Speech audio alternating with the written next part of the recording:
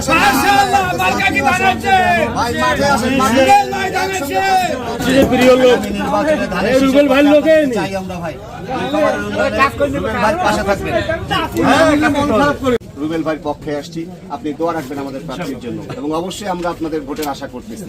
জি ভাই, জি আসসালামু আলাইকুম। নির্বাচনে ধানের শীষের পক্ষে এবং আমাদের রুবেল ভাইয়ের পক্ষে আসছি, আমরা আপনাদের কাছে দোয়া চাচ্ছি এবং আগামী সংসদ নির্বাচনে ধানের শীষের পক্ষে আমরা আপনাদের কাছে ভোট চাচ্ছি। ধানের শীষের পক্ষে এবং রুবেল ভাইয়ের পক্ষে আসছি, দোয়া রাখবেন আমাদের প্রার্থীর জন্য। রুবেল ভাইয়ের পক্ষে দোয়া রাখবেন আমাদের প্রার্থীর জন্য এবং ধানের শীষের পক্ষে অবশ্যই ভোট চাচ্ছি আপনাদের কাছে ভাই। সবাই সহযোগিতা করুন, সবাই সহযোগিতা করবেন। রুবেল ভাইয়ের পক্ষে, ধানের শীষের পক্ষে থাকবেন আমাদের সঙ্গে, নীলফামারীর উন্নয়নের সঙ্গে থাকবেন। রুবেল ভাই যে স্বপ্ন দেখতেছে এই বাস্তবায়ন করার জন্য আপনাদের সবাইকে সহযোগিতা প্রয়োজন ভাই।